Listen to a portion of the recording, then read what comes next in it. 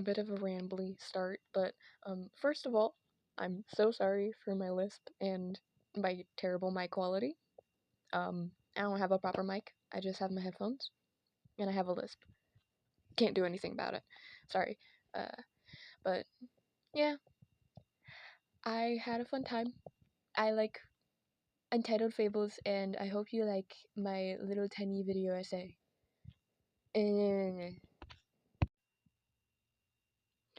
So, quick disclaimer before I get into this. One, this is a headcanon and not supposed to be an active theory. I just want to have fun, and this is how I do it.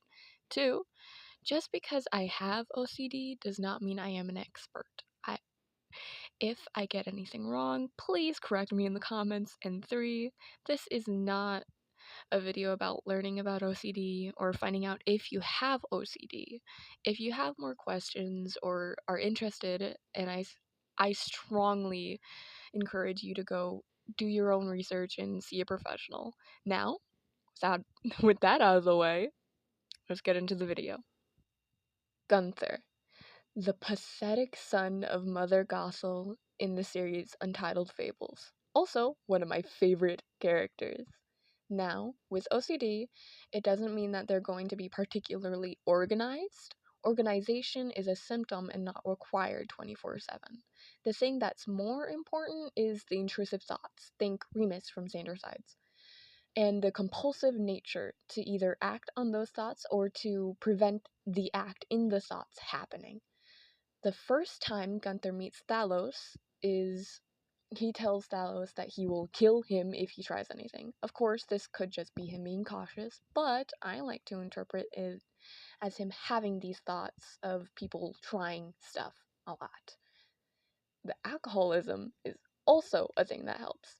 Alcoholism is a common thing with people with OCD, 24 to 30%.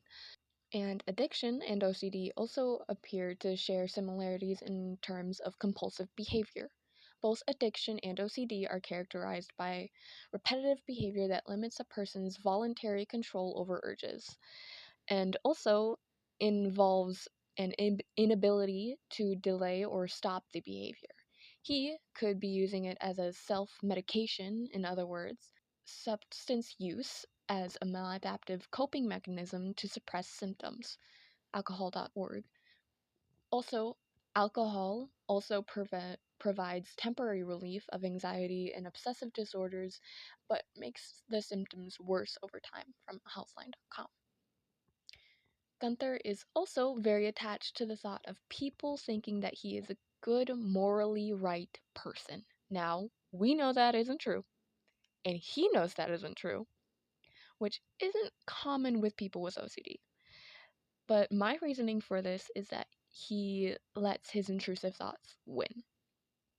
I think that his mother and everyone around him encouraged his intrusive thoughts growing up and made him think that those thoughts are a part of his morals, which would have the opposite effect of most people with OCD and make him more likely to act on those thoughts and for him to build his personality, logic, and morals around him.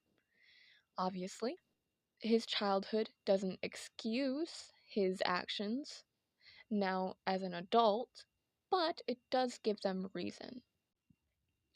In Terrance's episode 6, Gunther refuses to eat or even touch any of the food touched by Winston or Alexander. Most interpret them as him seeing them both as dirty and gross. Of course, this makes him completely avoid the things that they touch. It also applies to the wine that Artie gives him. He keeps offering it to others and he doesn't really drink it, taking a couple of sips and then leaving it, where he meets Eris. When receiving it, he doesn't seem to even intend to drink it at all. You can also see this in a bit with Mando's episode 11, in which he doesn't want to eat the soup that Erisellen has served. Again, in Mando's episode 11, he acts on what I believe to be his intrusive thoughts. The quotation marks are there because he doesn't really see them as intrusive, they're just thoughts to him. When he pushes Alexander's buttons about his dad and he starts a fight with him. We also see him acting on his intrusive thoughts again in AG's episode 13 when he pushes Robert off the bridge. Right now, we don't know what caused him to catch Robert, but it could be his actual morals coming through. Sadly, though, that doesn't last long as we see him sabotaging Robert and Alexander in the second games, mostly through violence. In the meeting with the other villains, Gunther acts as like he did at the tea party, like being disgusted by Alexander, especially being avoidant of Cassie, like having a big reaction when Cassie puts her tail on his face, and in his conversation we got to pick up on more of the fact that Gunther is quite avoidant of love, even though he's always been a flirt, even with the other villains. So it's not entirely just for manipulative purposes, but that's not on topic. Now I tried to keep this in chronological order, but Terrance's episode came out the day after I finished the script, so technically it's in order, just in order of when things came out, kinda. The massacre fantasy is literally what intrusive thoughts are like. The way that he deals with the thoughts of hurting the twins, completely ignoring the thoughts and moving on. Now, oh my god, my idea of him mixing his intrusive thoughts with his logic and morals is intertwined together in a way that makes him think that those thoughts are what he truly wants to do. Oh my god. It's mixed. It's oh. Okay, moving on. There's a couple of headcanons and little quirks that would show symptoms of OCD that I like to put onto him. They're headcanons. They're fully headcanons. Gunther always closes his curtains around his bed before sleeping, and they have to be tied. They can't be just closed. He combs through his hair with his fingers and twirls his hair when he's nervous. His hair and skin products are organized by start of day to end of day.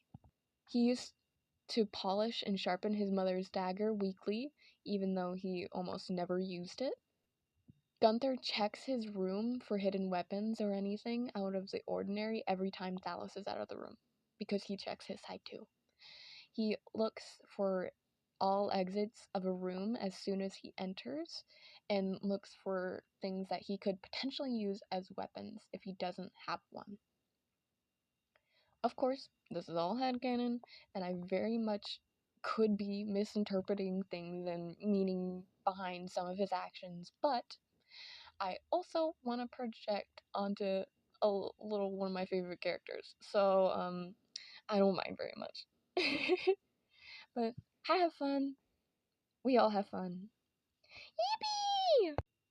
All of my resources are going to be in the description below, along with a playlist for the whole series of Untitled Fables and a playlist for Gunther's POV.